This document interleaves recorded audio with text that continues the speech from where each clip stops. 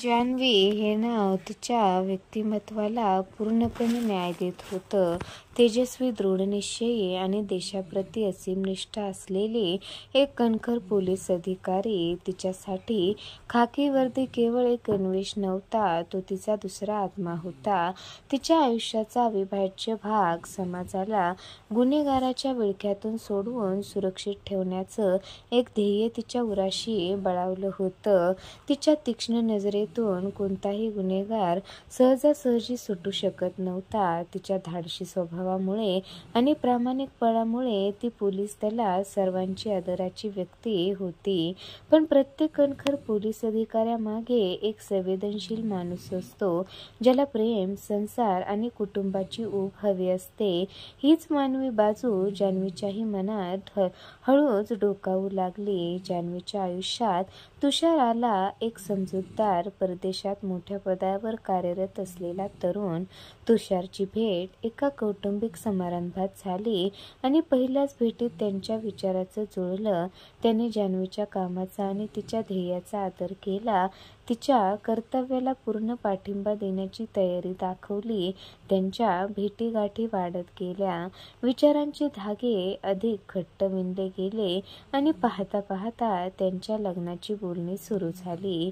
जान्हवीच्या मनात तिच्या वर्दीइतकंच एक सुंदर संसाराचं, एका निवांत आयुष्याचं स्वप्न रुजायला लागलं. तिच्या डोळ्यात एक वेगळीच चमक होती, जी केवळ एका नव्या आयुष्याची नाही, तर एका पोलीस अधिकाऱ्याचं माणूस म्हणून पूर्ण होण्याची आस दाखवत होती. स्वप्नवत लग्न आणि एक अनामिक धाक पाहूयात. लग्न थाटामाटात झालं. जान्हवी एका नव्या भूमिकेत रमून गेली. कुणाची सून, कुणाची वहिनी आणि कुणाची पत्नी. तुषारचं कुटुंब मोठं होतं. घरात त्याचे 4 भाऊ होते, रमेश, सुरेश, महेश आणि दिनेश. हे दिसायला रुबाबदार, बोलण्यात गोड आणि आदरातिथ्यात पुढे होते. जान्हवीच्या स्वागतासाठी त्यांनी जणू काही कसर सोडली नव्हती. घरातील वातावरण एखाद्या सणाच्या दिवसासारखं उत्साहाने भरलेलं होतं. सुरुवातीला जान्हवीच्या ते खूप प्रेमळ आणि कुटुंबवात्सल्य वाटले. ती नवीन घरात, नव्या नात्यामध्ये पूर्णपणे समरसून गेली. पण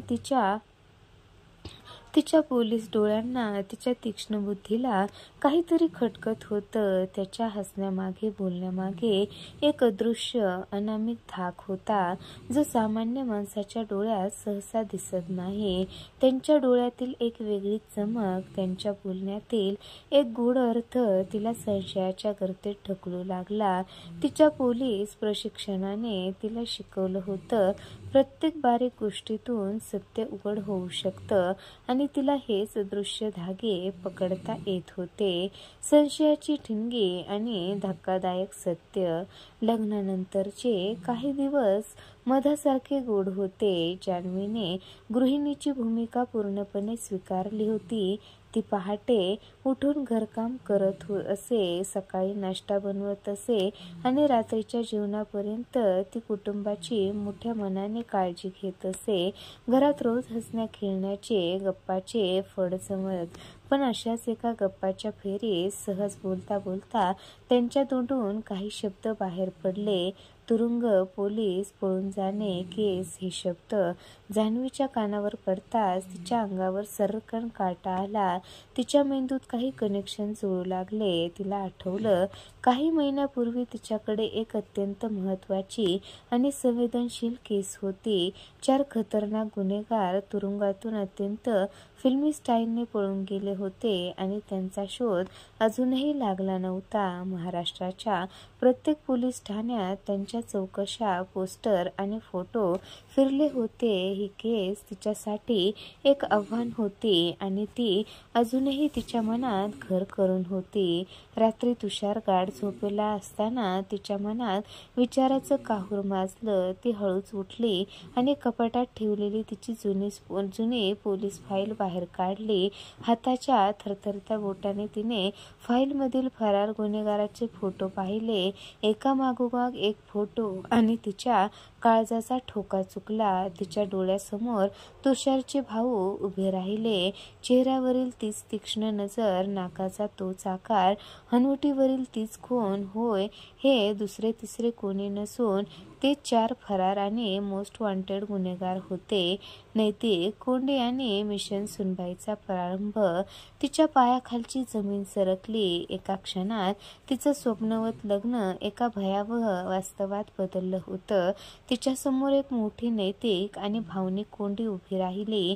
एकीकडे कर्तव्य, कायदा, समाजाची सुरक्षितता आणि तिच्यावरतीचा सन्मान, तर दुसरीकडे तिच्या पतीचं कुटुंब, ज्यांच्यासोबत तिने आताच नव्या आयुष्याची शपथ घेतली होती. या परिस्थितीत तिने काय करायचं? सत्य उघडकीस आणलं तर संसारावर काय परिणाम होईल हा विचार तिच्या मनात वादळासारखा घोंघावत होता. पण जान्हवी कणखर होती. तिने ठरवलं हे सत्य समाजासमोर आणायचं, पण मग त्यासाठी कोणतीही किंमत मोजावी लागो.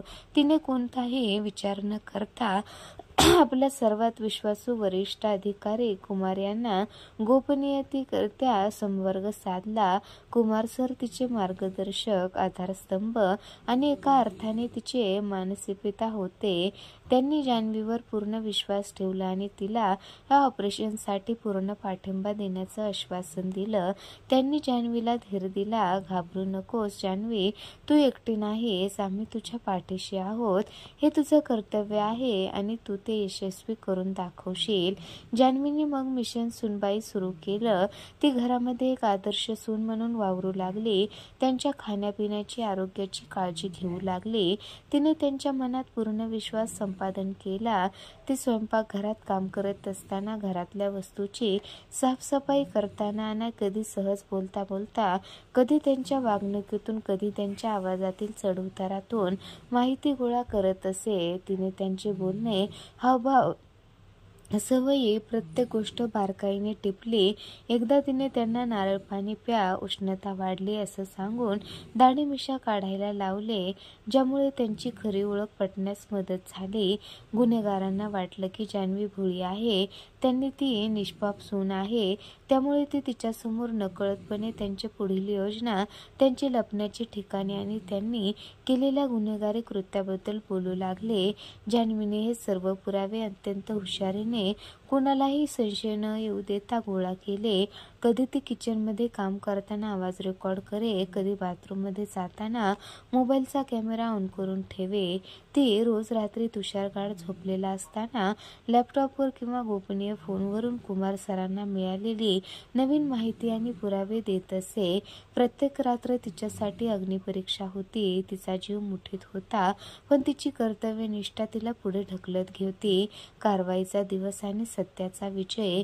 गुन्हेगारांना जान्हवीवर पूर्ण विश्वास होता. त्यांनी तिला त्यांच्या पुढील मोठ्या दरोड्याच्या योजनेतही सामील करून घेण्याचा प्रयत्न केला. जान्हवीने मोठ्या हुशारीने त्यांच्या योजनाची संपूर्ण माहिती मिळवली. ती त्यांच्याशी गप्पा मारताना, मला माहिती नाही काय करायचं ते, पण तुम्ही सांगाल तसं करेल असं म्हणून त्यांच्या मनातली भीती काढून टाके आणि अधिक माहिती मिळवत असे. अखेरीस कारवाईचा दिवस उजळला. कुमार सरांनी एका अनुभवी अभिनेत्याप्रमाणे एका प्रतिष्ठित श्रीमंत वडिलाच्या भूमिकेत वेषांतर केलं. ते जान्हवीच्या घरी आले, जणू काही आपल्या मुलीला भेटायला आले आहेत. घरात सगळे जमले होते. तुषारचे भाऊ त्यांच्या नेहमीच्या मस्तीत आणि बेफिक्रीत होते. त्यांना कल्पनाही नव्हती की त्यांचा शेवट जवळ आला आहे. पण जान्हवी आणि कुमार सरांच्या चेहऱ्यावर गंभीर निश्चयाची रेषा होती, जी त्यांच्या आत्ता वादळाची साक्ष देत होती. योग्य वेळ साधून जान्हवीने कुमार सरांना एक छोटासा पण निर्णायक इशारा करताच आधीच आजूबाजूला दबा बसून बसलेल्या पोलीस दलाने घराला घेराव घातला आणि आत प्रवेश केला. तुषारचे भाऊ गोंधळले. त्यांना काही कळायच्या आतच त्यांच्या हातात बेड्या पडल्या. त्यांनी प्रतिकार करण्याचा प्रयत्न केला, पण पोलीस दलासमोर त्यांचं काही चाललं नाही. संपूर्ण घर आवाजाने दणाणून गेलं. जान्हवी, तू हे काय केलं? केलंस असं म्हणत ते तिला दोष देऊ लागले. पण जान्हवी ठाम उभी होती. तिच्या चेहऱ्यावर कर्तव्याप्रतीचं समाधान होतं. हे सर्व पाहून तुषारला मोठा धक्का बसला. त्याच्या डोळ्यासमोर त्याच्या भावाचं भयानक सत्य उघड झालं. त्याची पत्नी एक गृहिणी नसून एक कर्तव्यनिष्ठ पोलीस अधिकारी असल्याचं त्याला कळलं. सुरुवातीला तो गोंधळला, दुखावला गेला.